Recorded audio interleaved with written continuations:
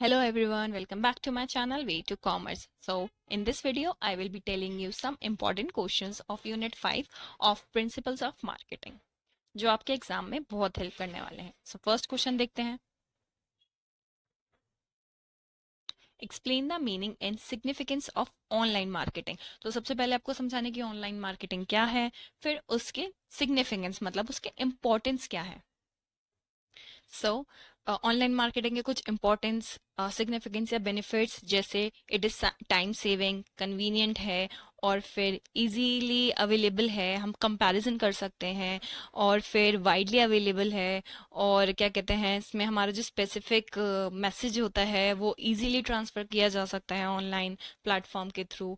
फिर हमारा रिलेशनशिप जो है अच्छा बिल्ड हो जाता है अगर हमारा कस्टमर केयर सर्विस अच्छा हो. तो ऐसे ही आपको इसके कुछ इंपॉर्टेंस लिख देना है. कितने? Around 6 to 8. ठीक है. Then next question, what is relationship marketing, explain its importance to the marketer. तो सबसे पहले आप रिलेशनशिप मार्केटिंग क्या होता है वो समझाओगे, फिर उसके importance for the marketer. Marketer के लिए क्या फायदा है अगर रिलेशनशिप मार्केट अच्छे से हुआ है, तो relationship between the seller and the buyer अच्छा हो जाएगा. उससे क्या होगा, हमारा जो कस्टमर है वो डिलाइट हो जाएगा. डिलाइट हो जाएगा तो वो एक लॉयल कस्टमर बन जाएगा. फिर हमारा जो है high level of trust create हो जाएगा. फिर वो जो कस्टमर है वो कमिटेड रहेगा, बार बार आके हमारे से ही सामान खरीदेगा. फिर एक लॉन्ग टर्म रिलेशनशिप बिल्ड हो जाती है. ठीक है. तो ये सारे सिग्निफिकेंस या फिर इंपॉर्टेंस जो है रिलेशनशिप मार्केटिंग के मार्केटर के लिए, मार्केटर का ही तो फायदा है. जब एक वो कस्टमर रिटेन कर पा रहा है, इसका मतलब वो एक कस्टमर नहीं है, वो बार बार जो हमसे सामान खरीदने वाला है, जो जितने भी वो फ्यूचर में परचेजेस करने वाला है, वो सब है. तो इससे क्या हो रहा है, फायदा तो मार्केटर का ही हो रहा है ना, कि वो बार बार हमसे ही खरीदेगा. तो हमारा जो है एक कस्टमर बेस इंक्रीज हो जाएगा, हमारा प्रॉफिट बढ़ जाएगा, प्रॉफिट बढ़ेगा तो हमारी ग्रोथ होगी कंपनी की. ठीक है. तो ऐसे ही आपको अराउंड 6 to 8 इंपॉर्टेंस लिख देना है. Then next question, write a note on green marketing philosophy. तो यहाँ पे आपको सिर्फ एक शॉर्ट नोट बोला है ग्रीन मार्केटिंग फिलोसफी पे. ग्रीन मार्केटिंग फिलोसफी मतलब सस्टेनेबल मार्केटिंग. तो उसका कंसेप्ट समझा दो, फिर उसके कुछ ऑब्जेक्टिव समझा दो, इंपॉर्टेंस समझा दो. That's it, complete. या फिर इंपॉर्टेंस समझा दो, जो भी मतलब ग्रीन मार्केटिंग का जो है. सबसे पहले आपको कंसेप्ट समझाना है, फिर उसके बाद आपको जो भी आ रहा है एडवांटेजेस, डिसएडवांटेजेस, या इसका प्रोसेस या challenges, anything you can add अपने कंसेप्ट के साथ. Then next question, role of social media in marketing. तो यहाँ पे आप सोशल मीडिया का जो इम्पोर्टेंस है, रोल है एक मार्केटिंग में, वो समझा दो, या डायरेक्टली आप सोशल मीडिया मार्केटिंग ही समझा दो, वो भी चलेगा. सोशल मीडिया मार्केटिंग समझा दो, उसके एग्जांपल्स दे दो, बात खत्म. उसके इम्पोर्टेंस बता दो. That's it. Then next question, write a detailed note on rural marketing in India. तो यहाँ पे आपसे डिटेल्ड नोट मांगा है, तो सबसे पहले आप रूरल मार्केटिंग समझा दो, उसके कुछ कैरेक्टरिस्टिक्स लिख दो. देन उसके बाद आप रूरल मार्केटिंग इंडिया में कैसा चल रहा है, कैसा है उसका प्रेजेंट करंट हालत क्या है, वो लिख दो. मतलब जो डिफरेंट अभी ट्रेंड्स चल रहे हैं, current trends in rural marketing, या फिर इमर्जिंग अपॉर्चुनिटीज, वो लिख दो. अब जो इश्यूज हैं रूरल मार्केटिंग के इंडिया में, वो लिख दो. कुछ भी चीज़ आप लिख सकते हो रूरल मार्केटिंग की इंडिया से रिलेटेड. जैसे इश्यूज में क्या आ जाएगा कि स्कैटर्ड डिमांड है. फिर एक ये भी इशू आ सकता है कि प्राइसिंग प्रॉब्लम रहती है, प्रमोशनल प्रॉब्लम सबसे ज़्यादा रहती है अगर हम रूरल मार्केटिंग कर रहे हैं. ऐसे ही डिस्ट्रीब्यूशन प्रॉब्लम भी बहुत ज़्यादा रहती है. फॉर से अगर मुझे अपना सामान एक रूरल एरिया में पहुंचाना है जो बहुत ज़्यादा दूर है, या जिसके लिए हमारे पास कोई ब्रिजेस वगैरह नहीं है, तो लॉजिस्टिक या फिर डिस्ट्रीब्यूशन में कितना ज़्यादा प्रॉब्लम हो जाएगा, है ना.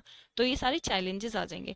तो आप रूरल मार्केटिंग के बाद challenges faced by rural marketing in India ये लिख सकते हो, या अपॉर्चुनिटीज जो है रूरल मार्केटिंग इन इंडिया वो लिख सकते हो. कुछ भी लिख सकते हो रिलेटेड, जो इंडिया कॉन्टेक्स्ट में होना चाहिए, इंडियन कॉन्टेक्स्ट में होना चाहिए. ठीक है. Then next question, what is advertising media, which are the factors to be considered while selecting a suitable advertising media. तो यहाँ पे सबसे पहले एडवर्टाइजिंग मीडिया समझा दो, फिर उसके बाद आप मीडियम ऑफ एडवर्टीजमेंट समझा सकते हो, फिर उसके बाद डिफरेंट डिफरेंट फैक्टर्स जो आपको एडवर्टाइजिंग मीडिया को सिलेक्ट करने में ध्यान में रखनी होती हैं.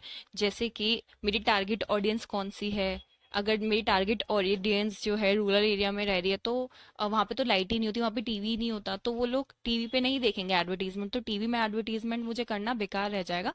इट इज़ बेटर कि मैं रेडियो पे एडवर्टीजमेंट करूँ, या वहाँ पे अपने कुछ एजेंट्स को भेजूँ और अपना प्रोडक्ट एडवर्टाइज करूँ, है ना। ऐसी अलग फैक्टर्स और भी फैक्टर्स होते हैं जिससे मुझे अपना एडवर्टाइजिंग मीडिया सिलेक्ट करना होता है, तो वो सारे फैक्टर्स को ध्यान में रखना होता है। ठीक है, तो यहाँ पे अगेन 6 to 8 फैक्टर्स आप लिख सकते हो जो आपका एडवर्टाइजिंग मीडिया को सिलेक्ट करते टाइम आपको ध्यान में रखना होता है।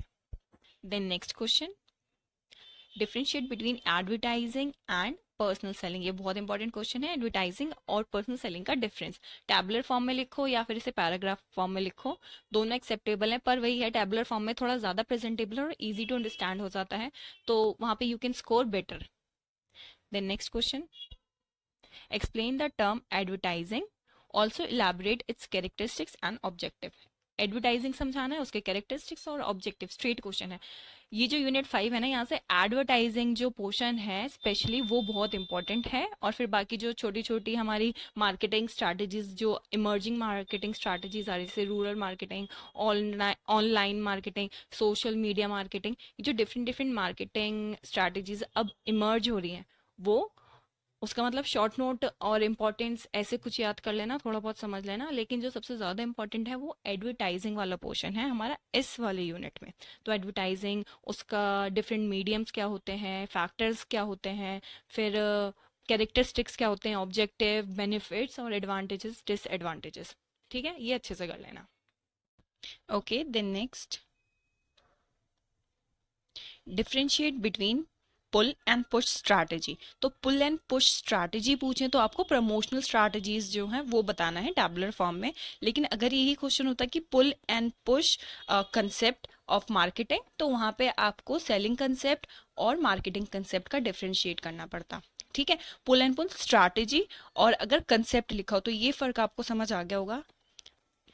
ओके, सो आई होप आपको ये वीडियो अच्छा लगा होगा और ये आपके एग्जाम में बहुत हेल्पफुल रहेगा। Thanks for watching.